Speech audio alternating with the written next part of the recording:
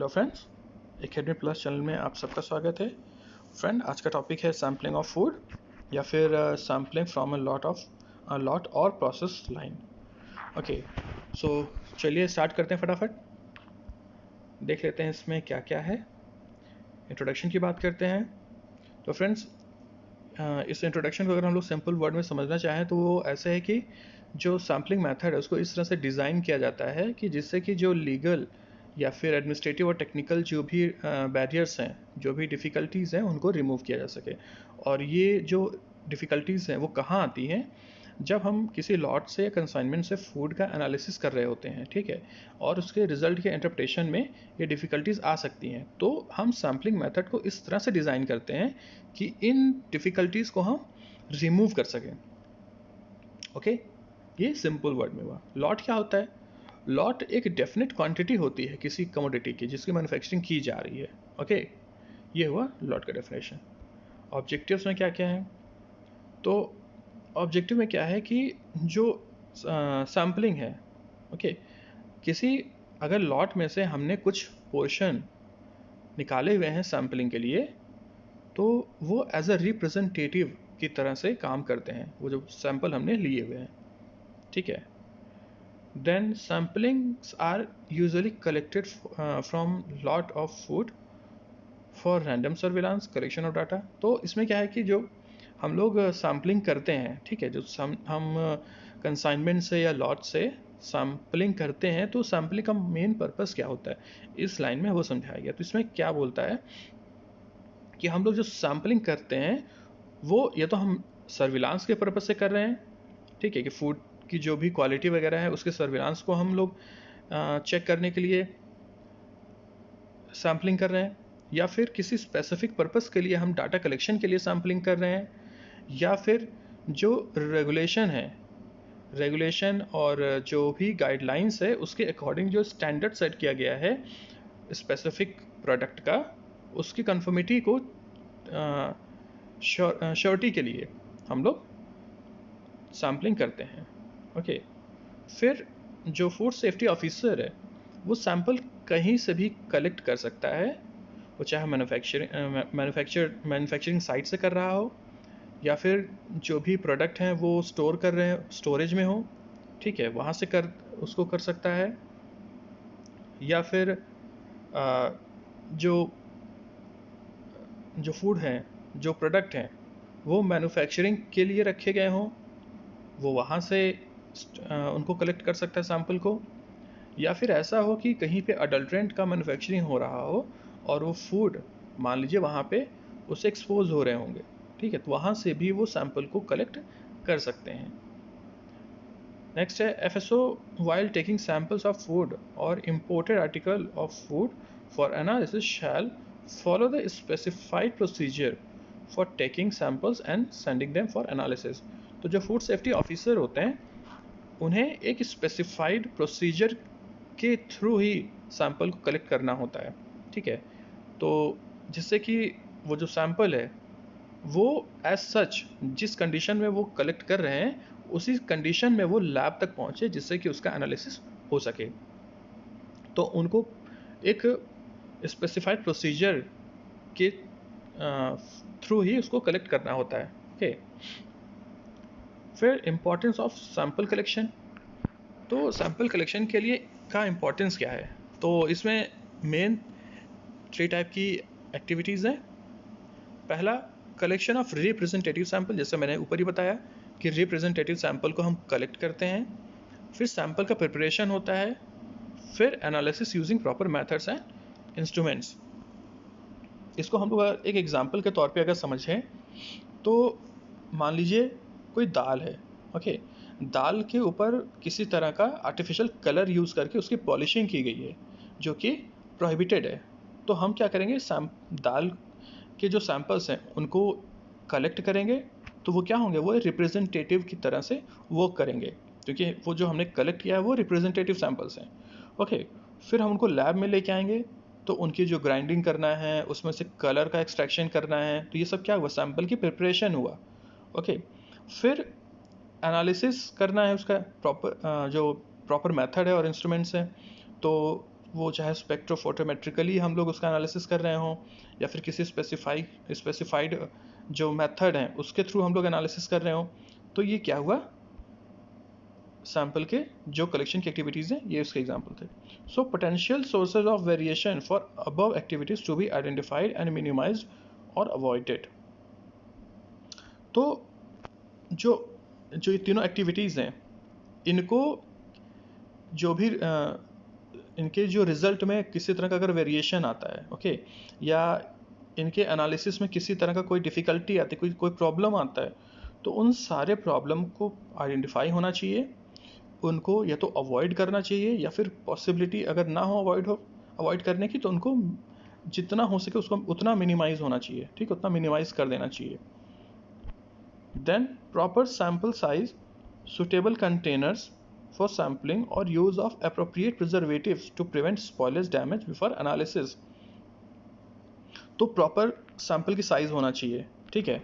यहाँ पे एक चीज़ आपको हम यहाँ पे ये चीज़ क्लियर कर देते हैं कि जो सैंपल है, ठीक है, सैंपल का जो भी हम सैंपल कलेक्ट करते हैं उसकी प्रॉपर साइज होती है, ठीक है.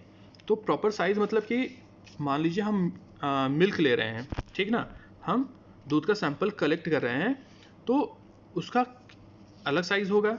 हम मान लीजिए स्पाइसेस ले रहे हैं, स्पाइस का पाउडर है तो उसका सैंपल अलग होगा, मतलब उसकी क्वांटिटी अलग होगी. ये प्रिस्क्राइब्ड है, ये ऑलरेडी मेंशन है, ठीक है. तो मान लीजिए मिल्क है तो हमें जो लेने के लिए जो प्रिस्क्राइब किया गया है वो क्या है, 500 ml. मतलब 500 ml आप मिल्क सैंपल लेंगे, उससे कम नहीं ले सकते आप या उससे ज़्यादा नहीं. फिर अगर हम स्पाइसेस की बात करते हैं तो जो होल मिक्स स्पाइसेस हैं, ठीक ना, होल, वो पाउडर नहीं बोल रहे हैं, होल वाले, तो वो क्या है 200 ग्राम वो होने चाहिए. और जो पाउडर फॉर्म होते हैं स्पाइसेस उनके लिए 250 ग्राम होना चाहिए, ठीक है. फिर एक एग्जांपल है कार्बोनेटेड वाटर का, तो वो 600 ml होना चाहिए. सो इस तरह से हर कमोडिटी का, हर प्रोडक्ट का अलग अलग डिफाइन है कि कितना सैंपल साइज उसका होना चाहिए. सो अगला पॉइंट है कि उसको सुटेबल कंटेनर में होना चाहिए, ओके. मान लीजिए कि कोई सैंपल ऐसा है जिसको आइस, मतलब वो बहुत चिल्ड है, अगर उसको आप नॉर्मल टेम्परेचर पे ले जाते हैं तो वो स्पॉइल हो सकता है. तो उसको कलेक्ट करने के लिए हमें प्री चिल्ड कंटेनर लेना होगा और हमें उसका जो कंडीशन है, उसका जो ठंडे बने रहने का उसका जो एनवायरनमेंट है वो हमें क्रिएट करके रखना होगा. वो चाहे हम उसे थर्मल फ्लास्क में रखें या फिर हम उसे ड्राई आइस में रखें, ये डिपेंड करता है कि आप उसको किस तरह से रख रहे हैं. फिर अप्रोप्रिएट प्रिजर्वेटिव्स का यूज़ होना चाहिए कि जो स्पॉइलेज है उसको प्रिवेंट कर सकें और किसी तरह का कोई डैमेज ना हो, जिससे कि वो जो सैंपल है वो एनालिसिस के लिए लैब में इंटैक्ट पहुँचे, उसमें किसी तरह कोई डैमेज ना हो. फिर precautions during sampling. The condition of sample received for examination is of the primary importance. जैसे मैंने पहले बोला कि जो सैंपल लैब में पहुंच रहा है एग्जामिनेशन के लिए, वो इम्पॉर्टेंट है कि वो उसी फॉर्म में पहुंचे, उसमें किसी तरह का कोई स्पॉइलेज ना हो, okay. A preservative sample is essential when pathogens or toxins are sparsely distributed within the food. मतलब कि जो सैंपल का प्रिजर्वेशन है वो प्रॉपर होना चाहिए, स्पेसिफिकली उस कंडीशन में जब वो जो सैंपल है, वो फूड है, उसमें पैथोजेंस हो या फिर उसमें टॉक्सिन्स हो, ठीक है. तो वो बहुत ज़रूरी है. Then the number of units that comprise a representative sample from a designated lot of food product must be statistical sampling procedure according to whether the food is solid, semi-solid, viscous or liquid must be determined by the FSO at the time of sampling. So इसका simple सा एक मतलब है कि अगर हम sampling कर रहे हैं, जो हम रिप्रेजेंटेटिव सैंपल्स कलेक्ट कर रहे हैं, वो स्टैटिस्टिकली अप्रोप्रिएट होना चाहिए, ठीक है, वो स्टैटिस्टिकली करेक्ट होना चाहिए, ठीक है. मतलब कि जैसे कि हमने सिर्फ एक सैंपल ले लिया, ओके, कोई सैंपल है, उसका कंटेनर्स बहुत सारे हैं, हमने उसमें सिर्फ एक कंटेनर उठा लिया, तो वो स्टैटिस्टिकली ठीक नहीं होगा, ठीक है ना, वो करेक्ट सैम्पलिंग नहीं हुई उसके। एटलीस्ट जैसे कि नहीं हम लोग जो एक्सपेरिमेंट्स कभी करते थे, तो होता क्या है कि हम लोग ट्रिप्लिकेट्स की बात करते हैं कि एटलीस्ट आप ट्रिप्लिकेट में एक्सपेरिमेंट किए हों और जो डाटा हो ट्रिप्लिकेट में हो, जिससे कि वो जो उसका सिग्निफिकेंस है हम लोग उसको निकाल सकें, ठीक है, स्टैटिस्टिकली वो सही हो। तो वो चाहे कोई भी किसी भी तरह का फूड हो, वो चाहे सॉलिड हो, सेमी सॉलिड हो, विस्कस हो, लिक्विड हो, ये सब के लिए फॉलो किया जाता है। तो ये रिस्पॉन्सिबिलिटी होती है एफएसओ की, ठीक है, जब सैम्पलिंग कर रहे हैं होते हैं। So clean, dry, leak proof, wide mouth and sterile containers of a size suitable for sample of the product must be used. Clean होना चाहिए जो भी कंटेनर हम यूज़ कर रहे हैं, ड्राई होना चाहिए, लीक प्रूफ होना चाहिए, वाइड माउथ का होना चाहिए, स्टेराइल होना चाहिए, और वो जो सैंपल कलेक्ट कर रहे हैं उसके लिए उसका जो साइज़ है वो उसके लिए सुटेबल होना चाहिए, ठीक है। Sample must be submitted in original and in sealed condition. वो ओपन नहीं होना चाहिए और वो ओरिजिनल कंडीशन में ही सबमिट होना चाहिए। ड्राई और can food that are not perishable and are collected at ambient temperature need not be refrigerated. तो जो ड्राई है या कैन फूड है जो इतना ज़्यादा प्रॉन नहीं है डिग्रेड होने के और स्पॉइल होने के, तो उनको आप जो एम्बिएंट टेम्परेचर है आप उसके अकॉर्डिंग ये उसको कलेक्ट कर सकते हैं, उसको रेफ्रिजरेट करने की ज़रूरत नहीं है। कलेक्टेड फ्रोजन सैम्पल्स इन प्री चिल्ड कंटेनर, जैसे मैंने पहले बताया, अगर फ्रोजन सैम्पल्स हैं तो उनको प्री चिल्ड कंटेनर में ही उनको स्टोर करना है, कलेक्ट करना है। फॉलो स्टोरेज नॉर्म्स, तो जो भी स्टोरेज नॉर्म्स हैं उनको फॉलो किया जाना चाहिए। नेक्स्ट है सैम्पलिंग प्लान।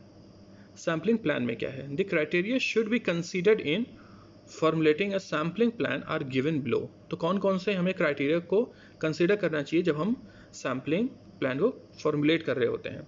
तो क्या है कि पहला है टाइप ऑफ फूड प्रोडक्ट, किस टाइप का फूड प्रोडक्ट है जिसको हम सैम्पलिंग करने जा रहे हैं, हमें उसे कंसीडर करना है। The size of food article to be sampled, जो साइज है, ठीक है, फूड आर्टिकल का जिसका हम सैम्पलिंग कर रहे हैं उसके साइज को कंसीडर करना है। The degree of hazard to human health, किस पोटेंशियल का है वो जो हजार्ड है वो किस पोटेंशियल का हो सकता है ह्यूमन हेल्थ के लिए। The potential of fraud, fraud किस तरह का हो सकता है, okay. Acceptance and rejection criteria, तो एक्सेप्टेंस एंड रिजेक्शन जो क्राइटेरिया है वो किस बेसिस पे होना चाहिए? अडल्ट्रेशन के बेसिस पे। अगर उसमें अडल्ट्रेशन है तो सैंपल को मतलब आप एक्सेप्ट कर सकते हो या रिजेक्ट कर सकते हो। टॉलरेंस लिमिट होना चाहिए, कंपोजिशनल स्टैंडर्ड्स को देखना है और नेट कंटेंट्स को देखना है। तो इन चारों पॉइंट्स को कंसीडर करते हुए हमें एक्सेप्टेंस को या तो एक्सेप्ट हमें उस जो प्रोडक्ट है उसको एक्सेप्ट करना है या रिजेक्ट करना है। Sampling tools and containers. So sampling tools में क्या क्या है? पहला, the tools available for to FSO और authorised officer range from common tools for general purposes to special tools to be used in specific situations and for specific examination of particular food product। तो एक general जो range है tools का वो एक general से लेकर के कुछ स्पेसिफिक टूल्स तक हो सकता है। तो जनरल में बहुत सारे आते हैं, जैसे कि नीचे है एग्जांपल आपका, प्लायर्स है, स्पून है, स्क्रू ड्राइवर है, नाइफ है, ठीक है, सीजर है। तो ये सब क्या हुए? ये जनरल टूल्स हो गए, कॉमन टूल्स हो गए, और ये रेंज हो सकते हैं स्पेसिफिक टूल्स तक के लिए, ओके। सो नेक्स्ट पॉइंट है sample container. In general for liquids the FSO और authorised officer should use clean, dry containers of appropriate waterproof and leak-proof material, including glass, stainless metal, and suitable plastic material, which can be sterilized by heat if necessary। तो जो liquid के लिए है, जो FSO हैं या food या authorised officer हैं, उन्हें क्लीन और ड्राई कंटेनर का यूज़ करना है, वाटर प्रूफ होना चाहिए, लीक प्रूफ होना चाहिए, जो मतलब जो मटेरियल है वो लीक प्रूफ होना चाहिए, वो चाहे ग्लास का हो या स्टेनलेस का मेटल हो, ठीक है। और वो इस तरह का होना चाहिए कि अगर ज़रूरत पड़े उसको हम स्टरलाइज कर सकें। ऐसा ना कि हम स्टरलाइज करने जाएं और वहीं पे वो ख़राब हो जाए। ओके, ऐसे बहुत सारे प्लास्टिक्स होते हैं जो कि बोलते हैं कि वो स्टरलाइज के लिए ठीक है, बट ऐसा होता नहीं है। हम उन्हें स्टरलाइज करने चलते हैं, वो वहीं मेल्ट हो जाते हैं, ठीक है। तो इस चीज़ को ध्यान रखना है। फिर नेक्स्ट पॉइंट है, the containers must have a secure closure of rubber or plastic stoppers or a screw cap of metal or plastic coated with an insoluble or non-absorbent। तो जो कंटेनर है उनका जो क्लोज़र है, ठीक है, जैसे जो उनका जो माउथ है उसको क्लोज करने के लिए वो रबर का होना चाहिए या फिर प्लास्टिक का होना चाहिए, ठीक है, जैसे वो जो स्टॉपर होता है वो, या फिर स्क्रू कैप होना चाहिए। किसका होना चाहिए, वो मेटल का हो या फिर प्लास्टिक का हो, और इस तरह से कोटेड हो कि वो इनसॉल्युबल हो। मतलब मान लो अगर हमने किसी लिक्विड को रखा हुआ है हमने अपने कंटेनर में, और अगर जो उसका स्टॉपर है वो इनसॉल्युबल नहीं है, उसमें किसी तरह का कंपोनेंट है जो कि सॉल्युबल हो सकता है, तो वो हमारे रिजल्ट को, जो हम एनालिसिस करेंगे हमारे रिजल्ट को वो अल्टर करेगा, ठीक है। तो वो जो उसका स्टॉपर है वो इस तरह से, या उसका जो स्क्रू कैप है वो इस तरह से कोटेड हो जिससे कि वो इनसॉल्युबल हो और नॉन एब्जॉर्बेंट हो। ओके, फिर बात करते हैं फॉर सॉलिड और सेमी सॉलिड्स। सॉलिड और सेमी सॉलिड के लिए क्या है, clean, dry, white mouth, cylindrical, ठीक है, और वाटर प्रूफ होना चाहिए। तो इस तरह का मटेरियल हो जो हमारा कंटेनर है, जो कि वाइट माउथ हो, सिलेंड्रिकल हो, वाटर प्रूफ हो, ये सॉलिड और सेमी सॉलिड के लिए हम यूज़ कर सकते हैं। फॉर बटर के लिए क्या है, वाइड माउथ जार यूज़ करते हैं हम लोग, ठीक है, और वो इस तरह से होता है कि जिससे कि बटर जो है वो किसी पेपर के कांटेक्ट में ना आए या फिर किसी भी वाटर या फैट एब्जॉर्बिंग सरफेस के कांटेक्ट में ना आ सके, ठीक, हमें इस चीज़ को ध्यान रखना होता है। ओके, नेक्स्ट पॉइंट है सैंपल कलेक्शन टेक्निक्स। सो सैंपल कलेक्शन टेक्निक्स में क्या है, The FSO or authorized officer must obtain the following information। जब सैंपल कलेक्ट कर रहे होते हैं तो वो इस तरह के जो इंफॉर्मेशन है इनको ज़रूर कंसिडर करना है। तो क्या है वो information, name of food, food के नाम क्या है, लॉट नंबर, जो लॉट जिस लॉट से वो ले रहे हैं, सैम्पलिंग कर रहे हैं, वो लॉट नंबर क्या है। आप लोग कभी देखेंगे प्रोडक्ट में तो उसमें किसी भी प्रोडक्ट में उसमें नीचे में लॉट नंबर लिखा होता है, जहाँ पे प्राइसिंग वगैरह होती है ना, वहाँ पे देखेंगे लॉट नंबर लिखा होता है, वो ज़रूरी होता है। तो लॉट नंबर यहाँ पे होना चाहिए। कंटेनर साइज़ होना चाहिए कि जो कंटेनर का साइज़ है वो क्या है, उसे कंसिडर करना है। प्रोडक्ट का कोड नंबर एक लिखा होना चाहिए, वो जो एफएसओ है वो खुद उसको नंबरिंग करते हैं, तो उनकी कोडिंग उन्हें खुद करनी है। ओके, लेबलिंग इन्फॉर्मेशन होना चाहिए कि लेबलिंग पे जो भी इंफॉर्मेशन दिए गए हैं वो कैसे हैं, उनको उसे कंसिडर करना है। Then condition of the lot, कि जिस कंडीशन में उसको ले रहे हैं, सैम्पलिंग कर रहे हैं, वो कंडीशन क्या है, वो क्या सैंपल टूटा हुआ है, जो पैकेज है वो टूटा हुआ है, या फिर उसमें किसी तरह का कोई रोडेंट का एविडेंस है, या इंसेक्ट का उसमें किसी तरह का कोई इन्फेक्शन का एविडेंस है। तो इन चीज़ों को भी उन्हें ध्यान देना होता है। Then packaging and sealing of the samples. Okay, to ensure the packages could not have been tampered। तो इस तरह से जो पैकेजेस, जो सैम्पलिंग किए हुए पैकेजेस हैं वो टैम्पर्ड ना हो सकें। The stopper shall first be securely fastened as to prevent leakage of the contents in transit। तो जो कंटेनर है उसमें स्टॉपर इस तरह से उसको लगाया गया हो जिससे कि वो लीकेज को कंट्रोल कर सके, ठीक है, कंटेंट का लीकेज ना हो सके। द बॉटल, जार और other container shall then be completely wrapped in fairly strong thick paper. The end of the paper shall be neatly folded and affixed by means of gum or other adhesive.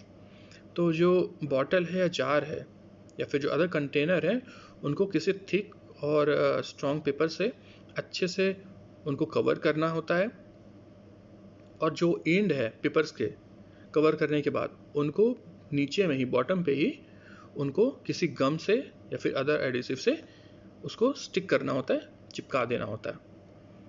फिर ये point बहुत important है। A paper slip of the size that goes around completely from the bottom to top of the container.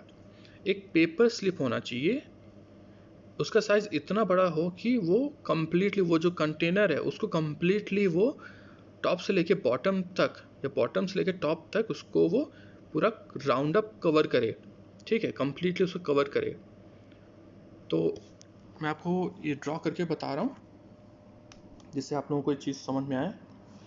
Okay, सो मतलब क्या है, जैसे कि मान लीजिए ये कोई कंटेनर है, ठीक है, ये कंटेनर साइज है। तो इस कंटेनर साइज में जो पेपर है वो पूरा यहाँ से, ये समझिए ऐसे पूरा वो ऊपर से लेके नीचे तक पूरा कवर करे, ठीक है, जिससे कि वो पूरा उसको कंप्लीटली कवर कर ले। ओके, फिर नेक्स्ट बात करते हैं। Bearing the signature of the designated officer and code number of the sample. उस पर डेजिग्नेटेड ऑफिसर जो भी हैं उनका कोड नंबर होना चाहिए, मतलब उनका सिग्नेचर होना चाहिए, और साथ में उस सैंपल का कोडिंग होना चाहिए। Shall be pasted on the wrapper the signature और the thumb impression of the person from whom the sample has been taken.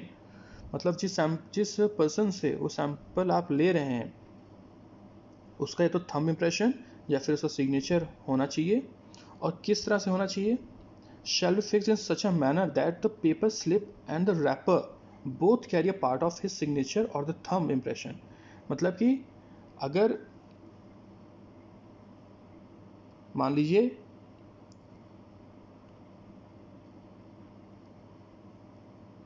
यहाँ पे इसकी रैपिंग हुई है, ठीक है, कंटेनर की, और ये एक स्लिप है जो कि उसके टॉप से लेके फिर बॉटम तक उसको कवर कर रहा है, ठीक है, ये स्लिप है जो कि उसके टॉप से लेके बॉटम तक कवर कर रहा है। तो जो उसका सिग्नेचर होगा, थंब इम्प्रेशन होगा, वो दोनों को कवर करते हुए होगा। मतलब वो इस स्लिप को भी कवर करेगा और इस रैपर को भी कवर करेगा। तो जैसे मान लिया कोई सिग्नेचर करता है तो पूरा इस तरह से होगा, क्रॉस सिग्नेचर होगा। Okay, next point, the outer covering of the package shall also marked with the code number of the sample. जो आउटर कवरिंग होगा पैकेज का, okay, shall also marked with the code number of the sample. जो sample की coding होगी, जो उसका code दिया गया है उसके उस कोडिंग से उसको मार्क किया होना चाहिए। Then dispatch of sample, sample का डिस्पैच किस तरह से करेंगे। All sample packaged for dispatch must be secure with shock absorbing materials to protect them from damage and route. मतलब अगर वो रूट में कहीं डैमेज हो गया तब तो सारा सैम्पलिंग बेकार हो गया। सो करना ये है कि एक शॉक एब्जॉर्बिंग मटेरियल से उसको कवर किया होना चाहिए और इस तरह से उसको पैक किया जाना चाहिए जिससे कि वो रूट में या जर्नी के टाइम पे वो ख़राब ना हो, वो डैमेज ना हो। Samples of frozen food to be sent overnight may be packed in insulated cartons containing dry ice that will last for that length of time. So जैसे पहले बताया था कि अगर फ्रोज़न मटेरियल्स हैं, ठीक है, ठंडे मटेरियल्स हैं, तो उन्हें या तो थर्मल फ्लास्क में आप रखिए या फिर कुछ ऐसे कार्टन्स होते हैं जो इंसुलेटेड हों, आप उसमें रख सकते हैं, या फिर ड्राई आइस का यूज़ कर सकते हैं। ड्राई आइस क्या होता है, CO2, ठीक है, कार्बन डाइऑक्साइड का ही वो सॉलिड फॉर्म है।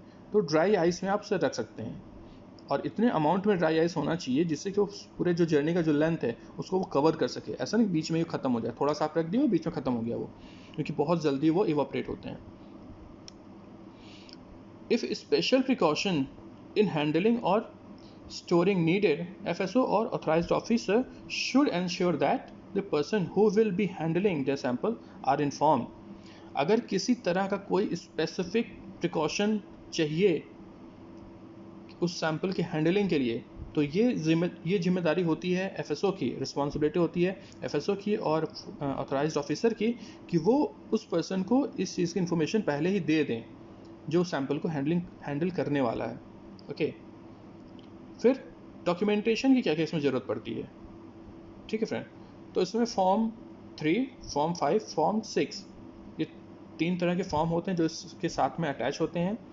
तो फॉर्म जो 3 है वो जनरली जो कस्टडी में लेने का जो फॉर्म होता है वो होता है, और बाकी फॉर्म 5 और 6 साथ में अटैच करके फिल करके देने साथ में भेज जाते हैं सैंपल के साथ में। ओके, सो यहीं तक फ्रेंड्स, ये चैप्टर यहीं पे कंप्लीट होता है।